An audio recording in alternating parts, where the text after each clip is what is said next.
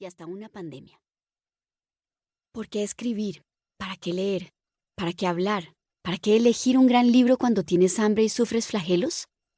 Escribe para que las palabras sean un refugio. Espera un momento. Escucha lo que dicen los demás. Porque la literatura sigue siendo una metáfora donde quien habla y quien escucha se encuentran en un espacio común para contribuir a un misterio, para que nazca una nueva historia que nos cure al menos por un tiempo, recoja nuestras piezas, ensamble nuestras partes dispersas, recorra nuestras áreas más inhabitadas, para decirnos que en la oscuridad también hay luz, para mostrarnos que el mundo, incluso el más miserable de todos, tiene su chispa. María Teresa Andrueto. ¿Dónde empieza todo? Escribo esta historia para contar de qué manera crecer en una casa con libros y una familia lectora me permite reconocer, en primera persona, las posibilidades que ha creado la lectura a lo largo de mi vida.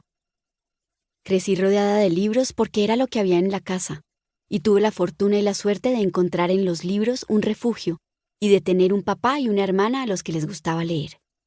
No sé muy bien si tenían claro que con su ejemplo me estaban invitando al camino de las palabras y de las historias, pero esto fue clave para, por ejemplo, querer leer en vacaciones, para ocupar así el tiempo libre que tenía. Después llegaron otras personas, experiencias y espacios que reforzaron y también me hicieron dudar si realmente era buena o quería leer y escribir. La infancia. Crecí en una casa donde mi papá y mi mamá trabajaban todo el día y con 2 hermanos mayores que vivían en sus respectivos mundos.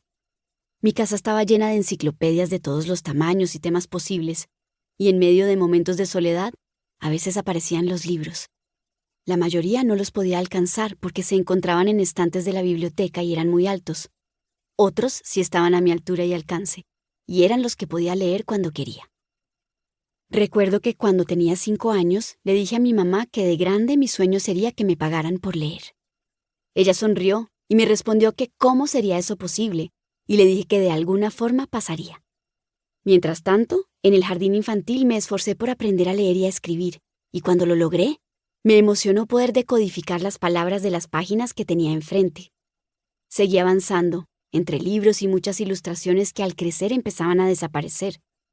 Esta experiencia de ser grande y dejar de tener libros ilustrados en mis manos fue algo que siempre me he cuestionado, porque creo que las ilustraciones son un universo que nos permite ampliar nuestra lectura y comprensión de la historia que estamos leyendo. A mí me hace sentir que no estoy sola, que hay alguien más que ya leyó el libro y desde su propuesta visual me acompaña. Es difícil situar un momento preciso de revelación, pero tengo muchos fragmentos que recuerdo especialmente. Cuentos de hadas. Recuerdo una Navidad en la que tendría 7 años y el Niño Dios me trajo una colección de libros de cuentos clásicos.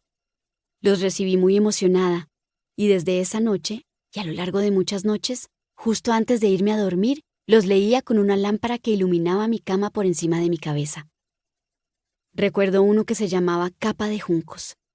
En la portada, la ilustración era una niña con una capa tejida por ramitas. A lo largo de la historia hay una competencia por el amor y la herencia del papá, y ella, que es la menor, le dice que lo ama como la carne a la sal. Por semejante comentario, que parece muy descortés, el padre se siente humillado por su hija favorita y le da la orden de que se vaya.